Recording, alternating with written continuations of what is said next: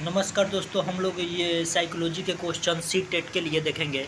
कह रहा है कि छात्रों को ठीक साबस और बहुत अच्छा कहना किसके अंतर्गत आता है? शाब्दिक पुनर्बलन के अंतर्गत और शाब्दिक पुनर्बलन के अंतर सकारात्मक शाब्दिक पुनर्बलन के अंतर्गत, नकारात्मक शाब्दिक पुनर्बलन। तो यह सकारात्मक शाब्दिक पुनर्बलन के अंतर्गत आता है। ऑप्शन नंबर इसका क्या हो जाएगा? ऑप्शन नंबर इसका सी होगा। क्या हो जाएगा? ऑप्शन नंबर ये सी हो जाएगा। ये सकारात्मक शाब्दिक पुनर्बलन के अंतर्गत आता है। छात्रों को ठीक शाबाश और बहुत अच्छा कहना। उसके बाद से हम आगे चलेंगे। आगे कह रहा है कि शिक्षार्थी तब तक नहीं सीख सकते हैं जब तक उन्हें शिक्षा के सामाजिक उद्देश्यों की आवश्यकता अनुरूप न पढ़ाया जाए और उन्हें यह पता न हो कि जो तथ्य उन्हें पढ़ाया या निकट भविष्य में उनका परीक्षण किया जाए और वे सीखने के लिए तैयार न हो और दैनिक आधार पर घर में उनके माता पिता और विद्यालय और उनके सीखने के बारे में न पूछे। तो ये क्या हो जाएगा? कह रहा है कि शिक्षार्थी तब तक नहीं सीख सकते हैं जब तक उन्हें सीखने के लिए तैयार ना हो, जब उन्हें वे सिखाने के लिए तैयार न हो। ऑप्शन नंबर क्या हो जाएगा? ऑप्शन नंबर इसका सी हो जाएगा। विद्यार्थी तब तक नहीं सीख सकते हैं जब वे सीखने के लिए तैयार न हो। अगर विद्यार्थी निश्चित तौर पर सीख सकते हैं जब तक वह सीखने के लिए तैयार है। तो यही कह रहा है। अगर आप सीखने के लिए तैयार हैं तो निश्चित तौर से सीख सकते हैं, इसमें कदापि कुछ भी नहीं है। कह रहा है कि शिवानी द्वारा पूछे गए एक प्रश्न का उत्तर शिक्षक तत्काल नहीं दे सकता है और शिक्षक की प्रतिक्रिया क्या होनी चाहिए। तो कह रहा है कि अगर तत्काल नहीं दे रहा है तो यह प्रश्न का उत्तर हमें क्या करना चाहिए? इस प्रश्न का शिक्षक द्वारा इस प्रश्न का सही उत्तर बाद में समझकर हमें क्या करना चाहिए? बाद में समझकर इसका उत्तर हमें दे देना चाहिए। ऑप्शन नंबर इसके क्या हो जाएगा? ऑप्शन नंबर ये इसका डी हो जाएगा, डी होगा। उसके बाद से आगे चलेंगे। आगे कह रहा है कि निम्नलिखित में से कौन सी घटना सकारात्मक पुनर्बलन का उदाहरण है? तो कौन सी घटना सकारात्मक पुनर्बलन की उदाहरण है? तो ऑप्शन नंबर क्या हो जाएगा? ऑप्शन नंबर इसका सकारात्मक पुनर्बलन का उदाहरण दंड देना, पुरस्कार को रोक देना और दर्दनाक उद्दीपक को दूर करना, अत्यधिक पुरस्कार देना। तो ये निम्न में से कौन सी घटना नकारात्मक पुनर्बलन का उदाहरण है? निम्नलिखित में से कौन सी घटना नकारात्मक पुनर्बलन का उदाहरण है? तो दंड देना, पुरस्कार को रोक देना और दर्दनाक उद्दीपक को दूर करना और अत्यधिक पुरस्कार देना। तो ये नकारात्मक पुनर्बलन का उदाहरण क्या है? ये दर्दनाक उद्दीपक को दूर करना, यही इसका उत्तर होगा। तो ऑप्शन नंबर किस पर जाएंगे? ऑप्शन नंबर सी पर। यह दर्दनाक उद्दीपक को हमें क्या करना है? दर्दनाक उद्दीपक को रोक देना है,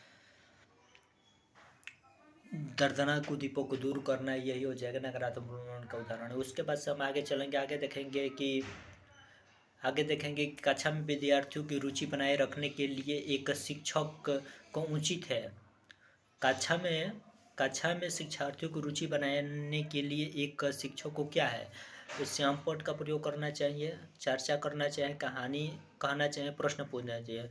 तो कक्षा में विद्यार्थियों को रुचि बनाए रखने के लिए एक शिक्षक को उचित है कि वह प्रश्न पूछे। ऑप्शन नंबर डी होगा। हाँ, ऑप्शन नंबर इसका क्या हो जाएगा? ऑप्शन नंबर इसका डी हो जाएगा। ऑप्शन नंबर इसका डी, प्रश्न पूछा जाए, यही उनके लिए महत्वपूर्ण है। तो आगे चलेंगे। आगे देखेंगे कि ये क्या कह रहा है। कह रहा है कि कक्षा में जो विद्यार्थी प्रश्न पूछते हैं उन्हें क्या करना चाहिए? वो कक्षा के बाद शिक्षक से मिलने की सलाह दी जाए, कक्षा परिचर्चा में भाग लेने के लिए प्रोत्साहित किया जाए और लगातार प्रश्न पूछने के प्रोत्साहित करना चाहिए और स्वतंत्र रूप से उत्तर ढूंढने के लिए प्रोत्साहित करना चाहिए। तो कह रहा है कि कक्षा में जो विद्यार्थी प्रश्न पूछते हैं उन्हें क्या करना चाहिए? उन्हें लगातार प्रश्न पूछने के लिए प्रोत्साहित करना चाहिए। उन्हें लगातार प्रश्न पूछने के लिए हमें क्या करना चाहिए?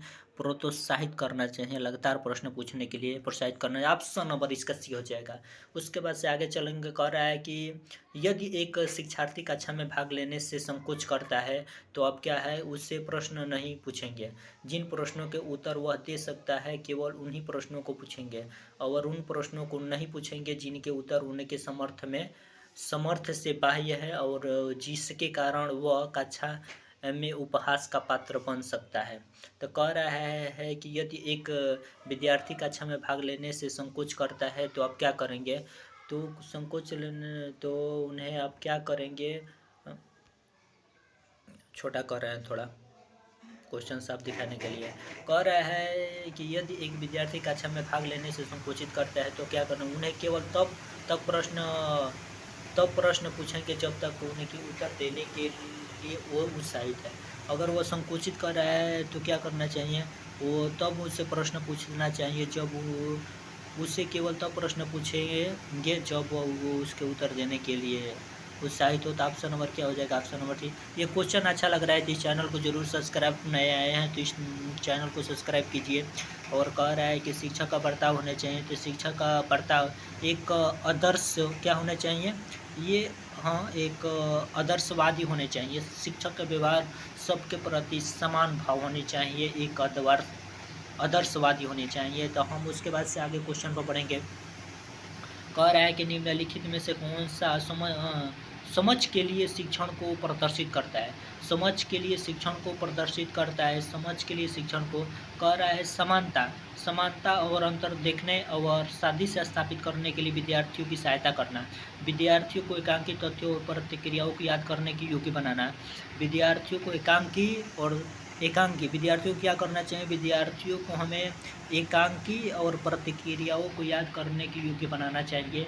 उसके बाद से परिघटना उदाहरणों को अपने शब्दों में व्यक्त करने के लिए विद्यार्थियों को आना चाहिए और नियम कैसे काम करता है इसे स्पष्ट करने हेतु उदाहरण देने के लिए विद्यार्थियों को पढ़ाना चाहिए।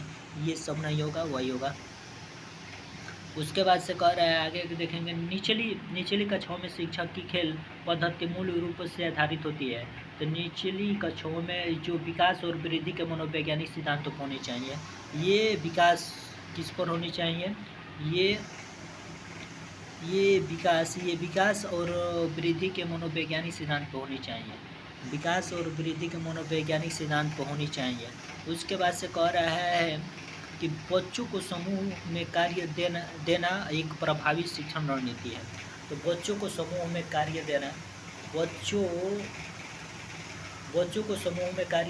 देना एक प्रभावी शिक्षण रणनीति है। ये क्या है? ये सीखने की प्रक्रिया में बच्चे एक दूसरे से सीखते हैं और परस्पर सहायता भी करते हैं। सीखने की प्रक्रिया में बच्चे एक दूसरे से सीखते हैं और परस्पर सहायता भी करते हैं। सीखने की प्रक्रिया में बच्चे एक दूसरे से सीखते हैं और परस्पर सहायता भी करते हैं। तो ऑप्शन नंबर इसका सी हो जाएगा। तो हम इसको सी पर क्या करते हैं? अपने क्वेश्चन पर ताला लगाते हैं। तो कह रहा है कि सीखने की प्रक्रिया में बच्चे एक दूसरे से सीखते हैं और परस्पर सहायता भी करते हैं। तो ऑप्शन नंबर इसका सी पर जाएंगे। उसके बाद से कठोर शिल्प उपागम किस सिद्धांत पर आधारित है? तो कठोर शिल्प उपागम किस सिद्धांत पर आधारित है? तो ऑप्शन नंबर इसका बी हो जाएगा, इंजीनियरिंग पर आधारित है। कठोर शिल्प उपागम किस सिद्धांत पर आधारित है? तो इंजीनियरिंग पर आधारित है। और बच्चे की जिज्ञासा शांत करनी चाहिए जब शिक्षक फुर्सत में हो, जब विद्यार्थी फुर्सत में हो कुछ समय के लिए तत्काल जब विद्यार्थी की जिज्ञासा की गई है। कठोर शिल्प उपागम किस पद्धति पर आधारित होती है? कठोर शिल्प उपागम किस पद्धति पर आधारित होती है? तो यह इंजीनियरिंग पर होती है। और बच्चे की जिज्ञासा शांत करनी चाहिए, बच्चे की जिज्ञासा शांत करनी चाहिए तत्काल जो विद्यार्थी द्वारा जिज्ञासा की गई है। तो बच्चे की जिज्ञासा शांत करनी चाहिए तत्काल जो विद्यार्थी जो जिज्ञासा की गई है। तो ऑप्शन नंबर क्या हो जाएगा? ऑप्शन नंबर डी हो जाएगा। उसके बाद से कह रहा है कि 24 नंबर क्वेश्चन को देखेंगे। 24 नंबर क्वेश्चन क्या कह रहा है? 24 नंबर क्वेश्चन नीचे करेंगे। कह रहा है कि 24 नंबर क्वेश्चन कह रहा है कि एक शिक्षिका अपनी कक्षा में विद्यार्थियों को संबोधित कर सकती है। एक शिक्षिका अपनी कक्षा में विद्यार्थियों को संबोधित कर सकती है। कैसे कर सकती है? तो ऑप्शन आगे देखेंगे। ये option number A B C सही हो जाएगा। विद्यार्थियों को स्वीकार करके और उसे महत्व देकर और विभिन्नताओं को स्वीकार करके और उन्हें महत्व देकर और बच्चे की सामाजिक संस्कृति पृष्ठभूमि का शिक्षा शास्त्रीय संस्थान के रूप में प्रयोग करके और विभिन्न अधिगम शैलियों को समायोजित करके। तो ये विभिन्न अधिगम शैलियों को ऑप्शन नंबर इसका ए हो जाएगा एक शिक्षिका अपनी कक्षा में विविधता को संबोधित कर सकती है, विभिन्नताओं को स्वीकार करके और उन्हें महत्व देकर। बच्चों को सामाजिक संदर्भ पृष्ठभूमि का शिक्षा शास्त्रीय संस्थान के रूप में, और उसके बाद से कर विभिन्न अधिगम शैलियों को संबोधित। ऑप्शन नंबर इसका सी ए हो जाएगा, तो ये हो जाएगा। उसके बाद से एक लास्ट क्वेश्चन देखेंगे। आप नए आए हैं तो इस चैनल को सब्सक्राइब कीजिए। कह रहा है कि शिक्षार्थियों में व्यक्ति विभिन्नताओं को संबोधित करने के लिए एक विद्यालय किस प्रकार का सहयोग उपलब्ध करा सकता है। सभी शिक्षार्थियों के लिए समान रूप की पाठ्यचर्या का अनुगमन करना चाहिए और बाल केंद्रीय पाठ्यचर्या का पालन करना और शिक्षार्थियों को सीखने के अनेक अवसर उपलब्ध कराना और शिक्षार्थियों में व्यक्ति विभिन्नताओं को समाप्त करने के लिए हर संभव उपाय करना और धीमी गति से सीखने वाले विद्यार्थियों को विशेष अधिगम शैलियों को भेजना। तो कह रहा है ऑप्शन नंबर इसका बी हो जाएगा। विद्यार्थियों में व्यक्ति विभिन्नताओं को संबोधित करने के लिए एक विद्यालय किस प्रकार का सहायक उपलब्ध करा सकता है। तो बाल केंद्रीय पाठ्यचर्या का पालन करना, शिक्षार्थियों को सीखने के अनेक अवसर उपलब्ध करवाना। ऑप्शन नंबर क्या हो जाएगा। ऑप्शन नंबर इसका हो जाएगा बी। उसके बाद से आगे देखेंगे 26 नंबर क्वेश्चन देखेंगे।